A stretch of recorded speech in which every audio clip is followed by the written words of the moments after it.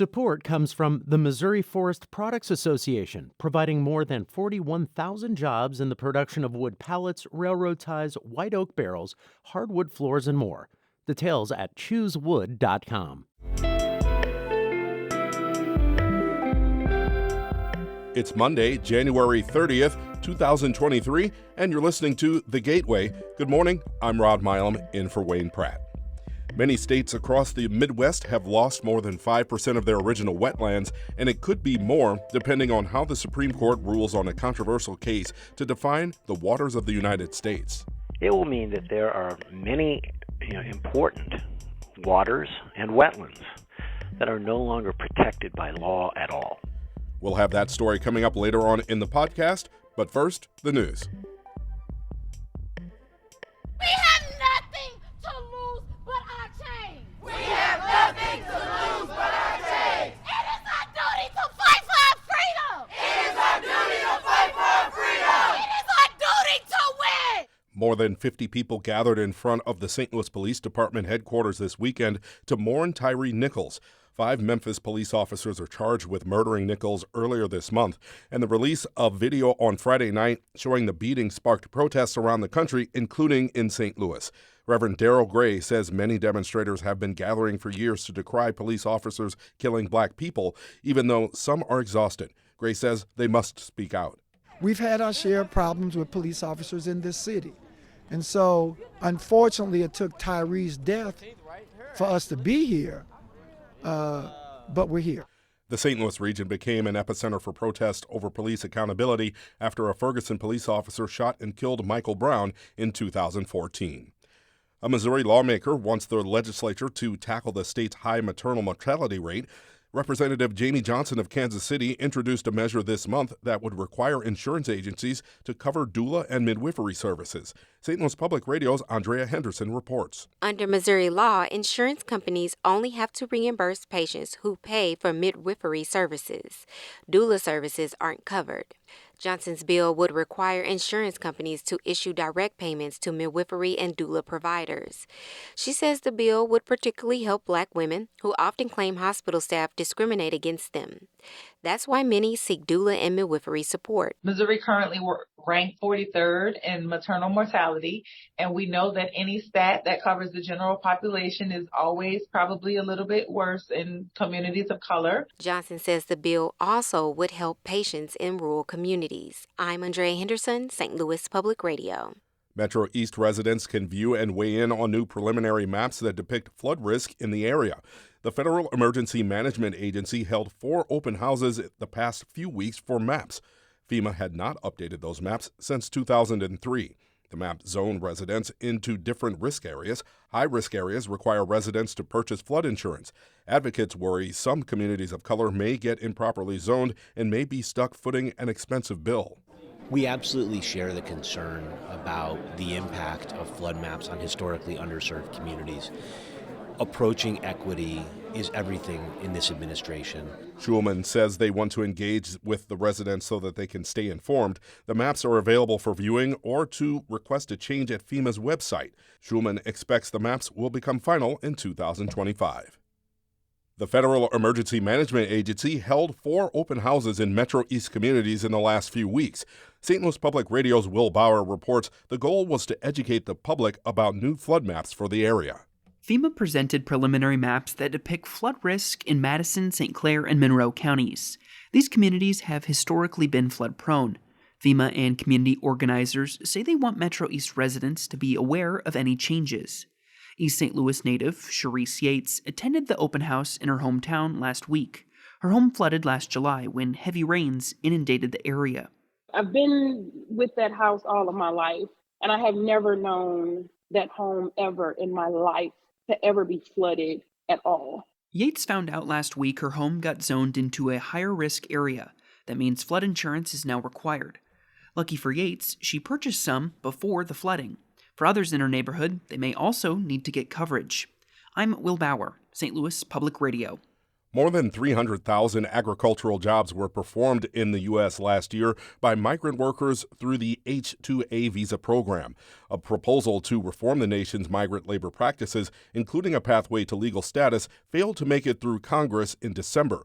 James O'Neill with the American Business Immigration Coalition says consumers are on the hook because the Senate was unable to reach a consensus. And because it didn't become law, we expect that Americans will continue to pay more. Their grocery bills will continue to skyrocket. The legislation would have capped increases for migrant workers' floor and ceiling wage rates, saving farmers more than $2 billion. It also would have extended some H-2A visas, allowing laborers to work longer seasons. Experts say the new GOP-led House is unlikely to pick up the legislation anytime soon.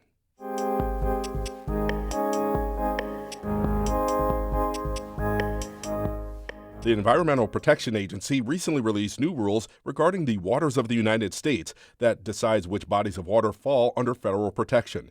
But a case the U.S. Supreme Court is expected to rule on soon throws those rules into question and could mean less protection for wetlands. Harvest Public Media and Mississippi River Basin Ag and Water Desk Juan Pablo Ramirez Franco reports on what the Sackett versus EPA case may mean for wetlands in the Midwest and beyond. Doug Blodgett is walking up the remnants of the old levee at the Nature Conservancy's Emiquon Preserve in central Illinois. 20 years ago, before the Conservancy took over the nearly 7,000 acres, it was corn and soybean fields. The restoration reconnected the floodplains to the Illinois River, and Blodgett recalls the day he realized the migratory birds were back in a big way. There were 100,000 snow geese out here, and they all got up at once, and it was about this time in the morning, and the sun just disappeared. You could not see a ray of sunlight shining through those. According to the Nature Conservancy, Emiquon is among the largest floodplain restorations anywhere in the Midwest. Millions of migratory birds pass through the wetlands every year, not to mention the countless number of native plants and fish species that call the flourishing refuge home. But Blodgett says many wetlands aren't so lucky. Illinois has lost nearly 90% of its original wetlands. The majority of Midwestern states, about 50%. Yeah, we don't have enough now, and so we can't afford to lose more. But protections for wetlands are up in the air. Last fall, the Supreme Court heard oral arguments for the Sackett versus EPA case, a 14-year legal battle, launched from the backyard of an Idaho couple, the Sacketts, seeking to fill their lake-adjacent property with gravel. The EPA stopped them. The case, which has been to the Supreme Court twice now, challenges the federal protections the Clean Water Act provides to some waters and wetlands under the definition of waters of the United States. Mark Davis directs the Tulane Institute on Water Resources Law and Policy in New Orleans. He calls the Sackett case just the latest in a long line of challenges to the Clean Water Act. At stake is the federal government's jurisdiction over the nation's most valuable natural resource, water. It will mean that there are many important waters and wetlands that are no longer protected by law at all. Davis says larger wetlands, such as Emiquon, will be fine. But it's the smaller, more isolated wetlands and streams that are on the line. They're critical to the overall wetland system, which supports all kinds of wildlife. Although wetlands cover just 6% of the Earth's land surface, it's estimated that 40% of all species rely on them. Davis likes to call them nature's sponge. They hold water, they slow water, and they do it naturally while providing any number of other benefits, and they don't normally charge you a penny for it. If the court rules in favor of the Sacketts and limits federal agencies' jurisdiction to regulate some of the nation's wetlands, experts say it would leave states to do that work, and that would create a patchwork of protections.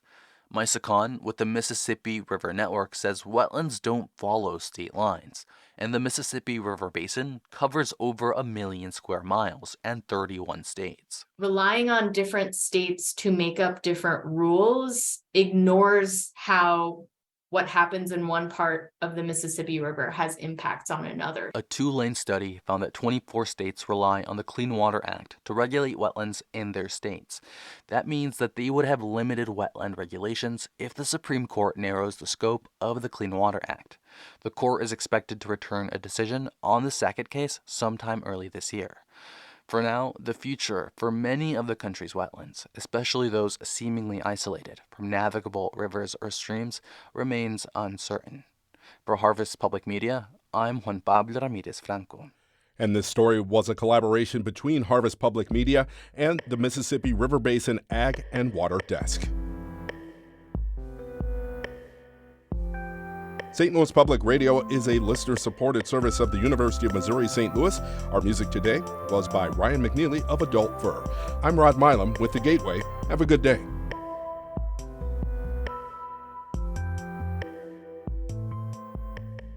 Support comes from the Missouri Forest Products Association.